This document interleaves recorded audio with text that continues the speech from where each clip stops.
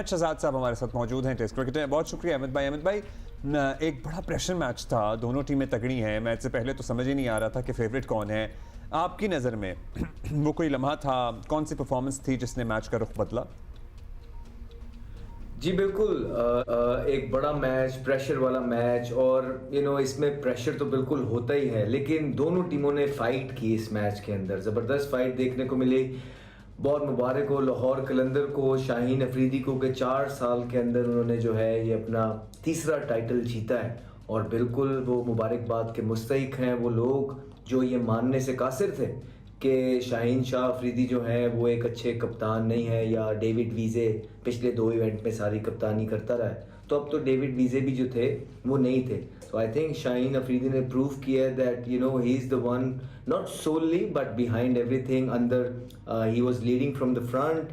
आए हैं बीच में काफ़ी टर्निंग पॉइंट्स थे जिसको आप कह सकते हैं कि ये टर्निंग पॉइंट था, लेकिन जो एक्चुअल टर्निंग पॉइंट था वो जो मोहम्मद आमिर का जो छिक्का और जो चौका लग गया ना, बिकॉज ये ओवर उनको दिया ही इसलिए गया था, आखिरी ओवर फ़हीम का बचा के इसलिए रखा था कि मोहम्मद आमिर ये ओवर इकोनॉमिकल करेंगे, उसके बाद ढेर सारे रन्स पड़े होंगे, 22-23 रन पड़े होंगे फ़हीम अशरफ के ओवर में, एटलीस्ट 20 एक तो पड़े होंगे। ये कप्तान का इस टाइम पे ख्याल होता है कि आखिरी ओवर इसलिए थोड़ा सा हल्का बॉलर बचा के रखा होता है, और सेकेंड लास्ट ओवर अपने मेन बॉलर से इसलिए कराते हैं कि ये ओवर वो अच्छा कर जाएगा तो आखिरी ओवर में जो टीम होती है वो गेम से दूसरी बाहर हो जाएगी। लेकिन उस ओवर में जो है उनको परेरा ने छिक्का मारा, फिर उनको एक चौका पड़ा जिसकी वजह से आखिरी ओवर में 15 रह गया, एंड देन रेस्ट इज।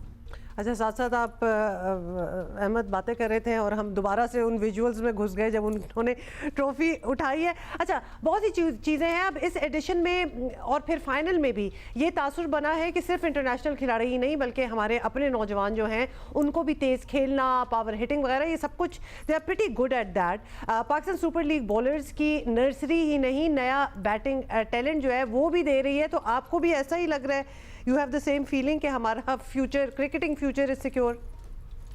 जी, एक बहुत ज़बरदस्त जो है चीज़ देखने को मिली है कि आपके जो यंग टैलेंट हैं, देखिए हम बड़े अरसे से इस केस को फाइट कर रहे हैं, आप ही के प्लेटफॉर्म पे बैठ के लोग कहते थे कि एजेंडा बेस बात करते थे, सोशल मीडिया से स्टार्ट होती थी, फिर कुछ हवारी होते हैं जो बैठे होते हैं नेगेटिविटी फैलाते हैं, जो चाहते नहीं हैं कि पाकिस्तान फले फूले, वो इंडिविजुअल्स को साथ लेके चलते हैं। वो मैं I don't want say those words के कुछ व्यूज़ के लिए जो है ना बहुत सारी चीज़ें हो जाती हैं, बट नहीं, हमने जब भी बात की है हमने जो हमें लगता है दिल की बात वो की है। और आप देख लीजिए कितना टैलेंट पाकिस्तान के अंदर मौजूद है।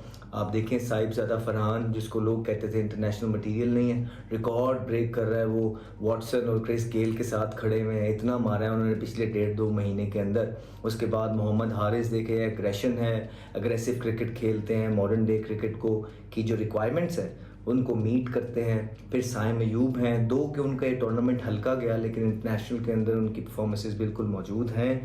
इंजरी से वापस आए थे। फिर फ़खर ज़मान है, वो वापस टॉप ऑर्डर पे आएंगे। उसके बाद फिर हसन नवाज़ आप सबके सामने हैं, जिनके बारे में बात हो रही थी कि ये सॉरी कि टुल्ले प्लेयर हैं, ये ऐसे हैं, ये वैसे हैं।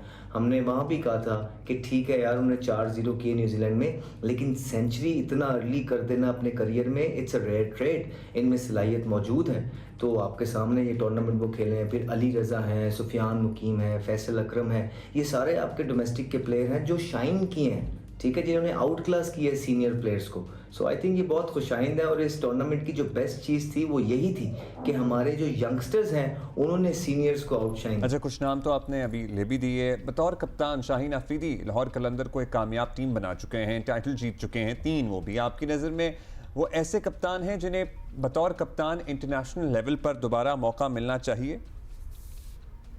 देखिए, इसमें तो कोई दो राय है नहीं। शाहीन ने जो है लाहौर कलंदर के लिए बड़ी एफर्ट मारी है, जान मारी है। आज के मैच के अंदर भी जो देख लीजिए आप, उनकी फील्ड के अंदर प्रेजेंस देखें, he was trying hard to lead from the front, dives मार रहे थे। बीइंग अ फास्ट बॉलर आसान नहीं होता ये चीज़ें करना, लेकिन ही वाज ट्राइंग हार्ड। और ओवरऑल भी अगर आप देखेंगे उन्होंने बड़े ज़बरदस्त तरीके से अपनी टीम को लीड किया है। This is the third time in 4 season कि उन्होंने जो है ना चैंपियन कराया सिंगल हैंडेडली।